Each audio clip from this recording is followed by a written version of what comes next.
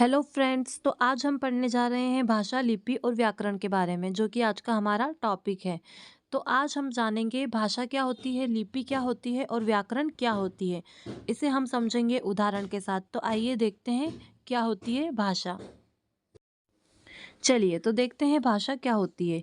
हम सभी सामाजिक प्राणी हैं।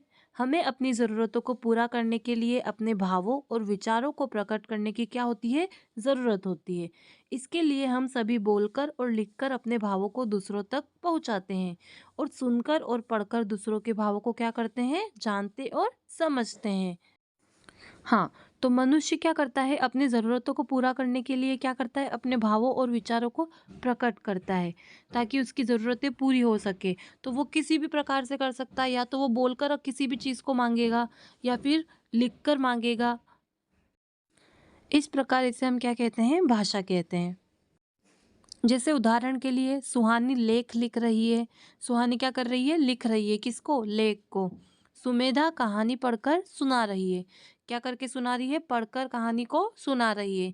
रितिका और पल्लवी टेलीफोन पर बातें कर रही है ना। तो ये सब क्या है, एक भाषा का प्रकार और एक भाषा का अंग है।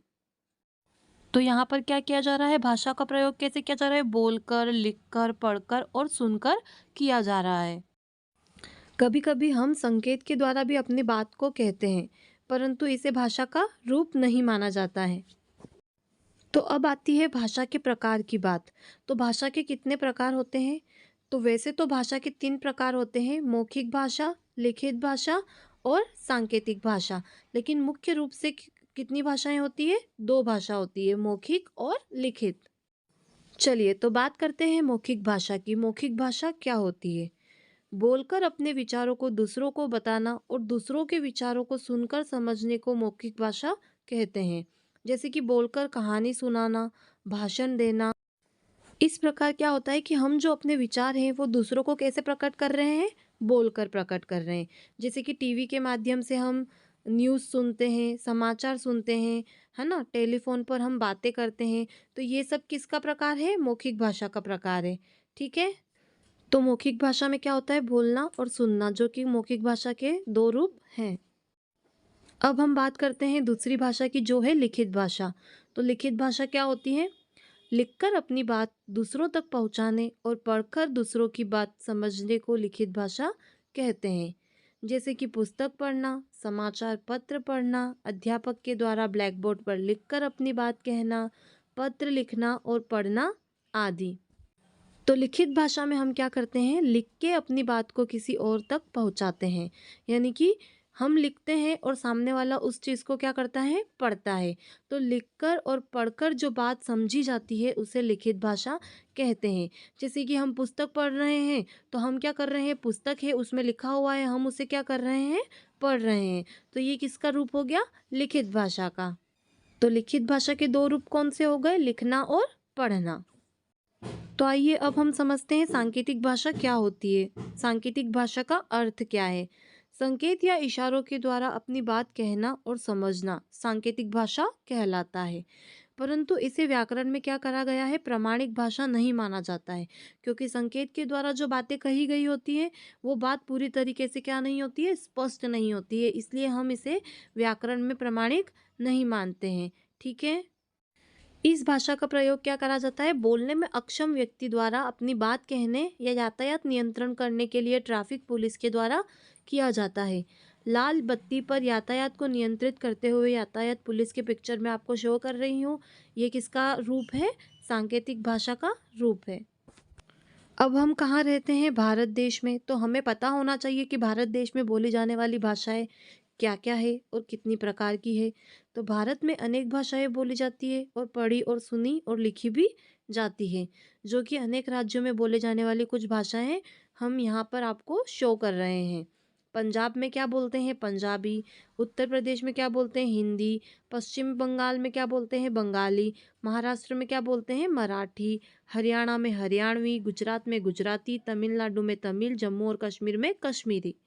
तो हम लोग क्या बोलते हैं, हिंदी। तो हिंदी को 14 सितंबर 1949 को भारत के संविधान में राजभाषा के रूप में स्वीकार किया गया था। और इस दिन को भारत में हिंदी दिवस के रूप में मनाया भी जाता है और हिंदी को देश की राष्ट्रभाषा भी कहा जाता है। अब इसके अलावा अन्य भाषाएं भी होती है जो अन्य देशों में बोली जाती है, जैसे कि चीन में चीनी, जापान में जापानी, फ्रांस में फ्रांसीसी, जर्मन में जर्मनी, इंग्लैंड में अंग्रेजी। अब अंग्रेजी जो भाषा है वो पूरे विश्व में उसका प्रयोग किया जाता है। इसे इसलिए क्या कहते हैं, अंतर्राष्ट्रीय भाषा भी कहा जाता है। ठीक है, अब हम पढ़ेंगे लिपि के बारे में। लिपि क्या होती है? मौखिक ध्वनियों को स्थायी और लिखित रूप प्रदान करने के लिए प्रत्येक भाषा में चिन्ह निश्चित किए गए हैं।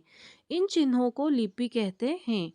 हाँ, तो किसी भी भाषा को लिखने के लिए क्या किया गया है, निश्चित जो चिन्ह किए गए हैं उनके लिखने के ढंग को हम क्या कहेंगे, लिपि कहेंगे। ठीक है, अब जब सबकी भाषाएं अलग है तो प्रत्येक भाषा की लिपि क्या होगी, वो भी अलग होगी और उनके लिखने का ढंग भी क्या होगा, अलग होगा। संस्कृत, मराठी, हिंदी भाषा की लिपि हम क्या कहेंगे, देवनागरी। और अंग्रेजी भाषा की लिपि क्या हो गई, रोमन। पंजाबी की लिपि हो गई गुरुमुखी और उर्दू की लिपि हो गई फारसी। ठीक है, तो ये सब क्या है, भाषा और उनकी लिपियाँ। हाँ जी, तो अब हम बात करेंगे व्याकरण की। तो व्याकरण किसे कहते हैं? भाषा के शुद्ध रूप का ज्ञान हमें व्याकरण से क्या होता है, मिलता है। तो व्याकरण वह शास्त्र है जिसके द्वारा हम भाषा को शुद्ध रूप में बोलना, पढ़ना और लिखना सीखते हैं। उसे हम क्या कहते हैं, व्याकरण। जैसे कि मैं आपको कुछ उदाहरण के माध्यम से समझाऊंगी। तो आइए देखिए, घोड़ा तेज दौड़ती है, क्या ये सही वाक्य है? नहीं। हम इसे कैसे बोलते हैं, घोड़ा तेज दौड़ता है। तो अशुद्ध रूप था हमारा तेज दौड़ती है और तेज दौड़ता है क्या है, शुद्ध रूप है। जैसे कि मोहन छत पर गिर पड़ा। मोहन छत पर गिर पड़ा, इसका क्या मतलब हुआ, मतलब इसका शुद्ध रूप हम पढ़ेंगे तो वो क्या होगा, मोहन छत से गिर पड़ा। कहाँ से गिरा है मोहन, छत से। छत पर कैसे गिरेगा, तो छत से गिर पड़ा, तो छत से क्या हुआ, उसका शुद्ध रूप हुआ। ठीक है, तो इस प्रकार हम व्याकरण को समझ सकते हैं। अब व्याकरण के कितने अंग होते हैं, 3 अंग होते हैं, वर्ण विचार, शब्द विचार और वाक्य विचार। तो व्याकरण के अंगों को हम अपनी अगली वीडियो में पढ़ेंगे। तब तक के लिए bye bye, thanks for watching, like, subscribe and share and subscribe my channel and press the bell icon for more interesting videos. Thank you so much guys.